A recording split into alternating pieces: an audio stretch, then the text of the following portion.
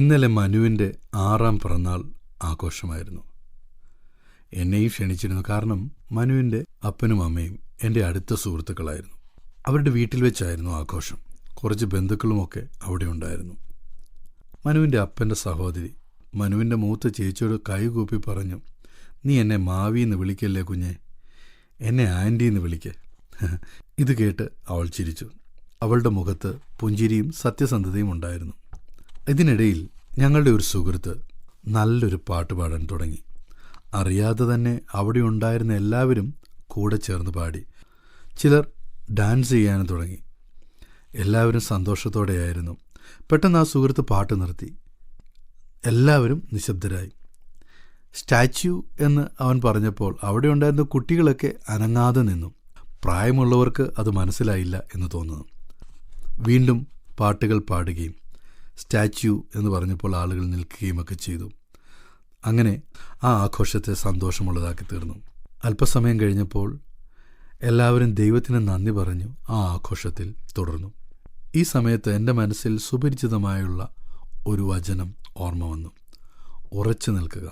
നാം പലപ്പോഴും ഉറച്ചു നിൽക്കുക എന്നതിൻ്റെ അർത്ഥം തെറ്റായി മനസ്സിലാക്കാൻ സാധ്യതയുണ്ട്. ഒരു സ്ഥലത്ത് അനങ്ങാതെ ഒന്നും ചെയ്യാതെ കാത്തിരിക്കുക എന്നതാണ് പലരും ഇതേപ്പറ്റി ഓർക്കുന്നത്. പക്ഷേ ബൈബിളിൽ അടിമത്തത്തിൽ നിന്നും വിമോചിതരായ ദൈവത്തിൻ്റെ സ്വന്തം ജനം ദൈവം അവർക്ക് വാഗ്ദാനം ചെയ്ത ദേശത്തേക്കുള്ള യാത്രയിൽ പ്രതിസന്ധിയിലകപ്പെട്ടപ്പോൾ അവർ ഭയപ്പെട്ടു. അവരുടെ നേതാവായ മോശയോട് കോപിച്ചു. അപ്പോൾ ദൈവം മോശയോട് പറഞ്ഞ വാക്കുകൾ ഇതൊരു സൈനിക കൽപ്പന പോലെയായിരുന്നു. ഭയപ്പെടേണ്ട, ഉറച്ചു നിൽക്കുക. Stand still. അത് അനങ്ങാതെ നിൽക്കുക എന്നർത്ഥമല്ല, മറിച്ച് പ്രതിസന്ധിയിൽ നിന്ന് ഓടി രക്ഷപ്പെടുക എന്നുമല്ല. ഇതൊരു ദൈവീക ആഹ്വാനമായിരുന്നു.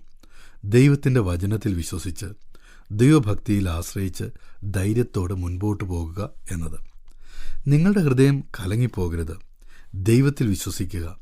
ദൈവം ചെയ്യുന്ന രക്ഷ കാണുക. ദൈവകൽപ്പനയിൽ ഉറച്ചു നിൽക്കുക എന്നാണ് ഇതിൻ്റെ യഥാർത്ഥ അർത്ഥം. ഒരു നിലപാടെടുക്കുക എന്ന മറ്റൊരർത്ഥവും ഇതിനുണ്ട്. എല്ലാ കാര്യങ്ങൾക്കും എല്ലാവരും ഒരുപോലെ പ്രതികരിക്കണം എന്നില്ല. ഒരു തീരുമാനമെടുക്കുവാൻ, നയം വ്യക്തമാക്കുവാൻ നമുക്ക് കഴിയണം. ഇതിന് മറ്റൊരർത്ഥം കൂടെയുണ്ട്. Be still. മിണ്ടാതെയിരിക്കുക, സമാധാനപരമായിരിക്കുക. പ്രതിസന്ധികൾ, അവിശ്വാസത്തിൻ്റെ വാക്കുകൾ പറയാതെ മിണ്ടാതിരിക്കുക എന്നാണ് ഇതിൻ്റെ അർത്ഥം. Be still. തോൽവി സമ്മതിക്കുക എന്നല്ല, മറിച്ച് ദൈവത്തിൽ സമ്പൂർണമായി സമർപ്പിക്കുന്നതിൻ്റെ അടയാളമാണിത്. നമ്മുടെ കഴിവുകളാൽ പ്രതിസന്ധികളെ നിയന്ത്രിക്കാൻ ശ്രമിക്കുന്നതിന് പകരം ദൈവസന്നിധിയിൽ അവയെ ഏൽപ്പിക്കപ്പെടുന്നവരാണ് ജീവിതത്തിൽ ദൈവസാന്നിധ്യം എപ്പോഴും അനുഭവിക്കുന്നവർ. അങ്ങനെയുള്ളവർ പ്രതിസന്ധികളിൽ തളരുന്നില്ല. അവർ നിരാശപ്പെടുന്നില്ല. അവർ ദൈവമുഖം അന്വേഷിച്ചുകൊണ്ട് മുൻപോട്ട് പോകുന്നു. ഉറച്ചു നിൽക്കുക എന്നത് നിശ്ചലതയല്ല, ഭയമല്ല, പിന്നോട്ടുള്ള ഓട്ടമല്ല.